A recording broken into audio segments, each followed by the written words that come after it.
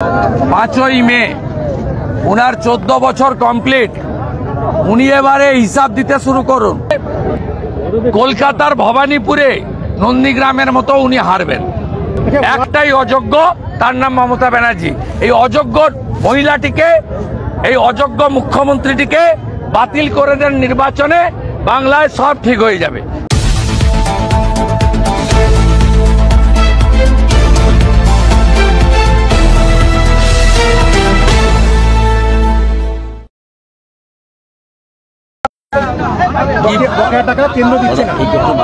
কেন্দ্র টাকা দিচ্ছে না তো উনি কিভাবে খরচ করছেন? উনি অসত্য কথা বলেন এবং নির্বাচন আসছে আবার কানতে শুরু করেছেন, এবং উনার লক্ষ্য হচ্ছে বিরোধী নেত্রীর মতো কথাবার্তা বলা। 14 বছর সম্পূর্ণ করেছেন। 5ই মে উনার 14 বছর কমপ্লিট। উনি এবারে হিসাব দিতে শুরু করুন। কত শিল্প আনলাম, কোথায় কোথায় বসালাম, কত চাকরি দিলাম। ডবল ডবল চাকরি দিবেন বলেছিলেন, এখন তো ডবল ডবল চাকরি চলে যাচ্ছে। কত হসপিটাল বানালাম, কত এমআরআই স্ক্যান মেশিন বসালাম, কত রাজ্য সড়ক নির্মাণ করলাম, কত ইরিগেশন প্রজেক্ট করলাম, কত বাড়িতে জল পৌঁছে দিলাম। 60 লক্ষ পরিযায়ী শ্রমিক যে মুখ্যমন্ত্রীর আমলে, 7 লক্ষ কোটি টাকা ঋণ যে মুখ্যমন্ত্রীর আমলে, 2 কোটি 15 লক্ষ শিক্ষিত ন্যূনতম গ্র্যাজুয়েট বেকার যে রাজ্যে শেষ এসএসসির নোটিফিকেশন 15 সালে, যে রাজ্যে শেষ পাবলিক সার্ভিস কমিশনের নোটিফিকেশন 17 সালে, সেই মুখ্যমন্ত্রীর মুখ থেকে এসব কথা মানায় না। উত্তরবঙ্গে গতবারে 54তে 31 ছিল বিজেপি, এবারে 54র মধ্যে 50-এর বেশি সিট বিজেপি পাবে। শুধু উত্তরবঙ্গ, নদিয়া নয়, পূর্ব মেদিনীপুর নয়, কলকাতার ভবানীপুরে নন্দীগ্রামের মতো উনি হারবেন। আচ্ছা, ওয়াকআপ বিলের শুনানিতে সুপ্রিম কোর্টে আইনজীবী কপিল সিব্বল আজকে বলেছেন যে ওয়াকআপের সম্পত্তি আল্লাহর অনুদান, সেই অনুসারে সম্পত্তিটি হস্তান্তর হতে পারে না। আমি হিয়ারিং এর মাঝখানে বক্তব্য রাখবো না।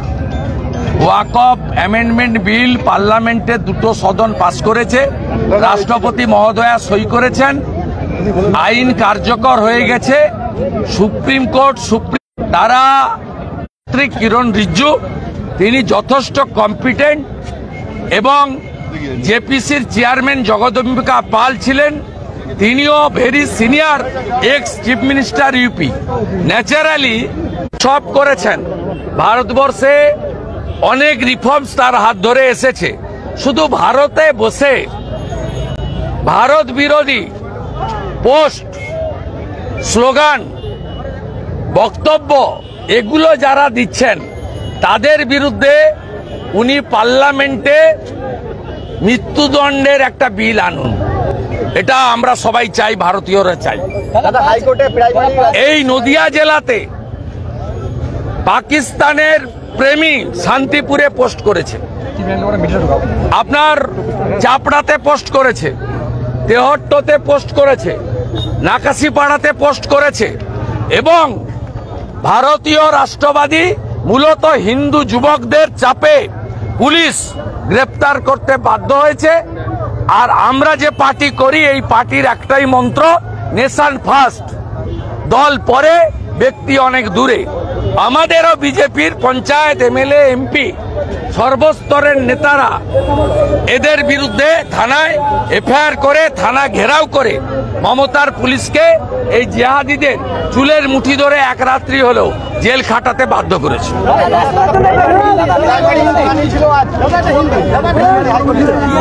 আমি আপনাকে আগেও বলেছি, এখনো বলছি,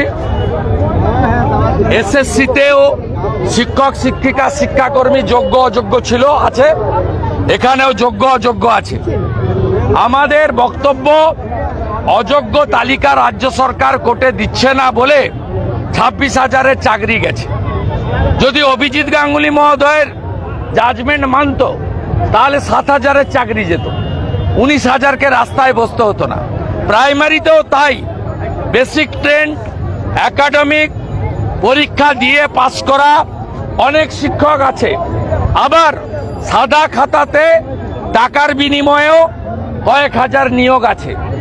আমরা বারে বারে বলেছি যোগ্য অযোগ্য তালিকা মুখ্যমন্ত্রী দেবেন না, তার কারণ তিনি চুরি করেছেন, গট হ্যান্ড ধরা পড়বেন। তাই বাংলার মানুষকে 8 মাস পরে বিধানসভার ভোট কোনো যোগ্য অযোগ্য বাঁচতে হবে না। একটাই অযোগ্য, তার নাম মমতা ব্যানার্জি। এই অযোগ্য মহিলাটিকে, এই অযোগ্য মুখ্যমন্ত্রীটিকে বাতিল করে দেন নির্বাচনে, বাংলায় সব ঠিক হয়ে যাবে। সবাই যোগ্য, একটাই অযোগ্য, তার नाम ममता बनर्जी। दादा टीएमसी का 5 एमपी कश्मीर जा रहा है, क्या बोलें? टीएमसी का 5 एमपी कश्मीर जा रहा है। देखिए, पहले देश का सरकार ने इंडियन का एक क्रिकेटर यूसुफ पठान जी का नाम डाला था, लेकिन ये परिवारवादी पार्टी है, इसलिए पार्टी ने काल बताया हम लोग रिप्रेजेंटेशन नहीं देगा। आज उनकी भतीजा को भेज दिया। ये परिवारवादी पार्टी है, इसलिए भतीजा को भेज दिया। और भतीजा को असले जो इम्पोर्टेंट टीम है भेज देने के लिए बाकी जो टीएमसी का लीडर और एम्प्लॉय है उनको गुस्सा आया है। उसको गुस्सा तोड़ने के लिए ममता बनर्जी ने लॉलीपॉप दे दिया। जाओ कश्मीर का बॉर्डर घूम के आओ, बहुत गर्मी है कलकत्ता में, वहाँ बहुत ठंडा है, जाओ घूम के आओ। और असली जो डेलीगेशन है on behalf of the Indian government, उसमें मेरा भतीजा जाएगी। उसमें आप लोग का ममता बाला ठाकुर, आपका कोई चांस नहीं है। आप थोड़ा घूम के आओ राजौरी और पहलगाम।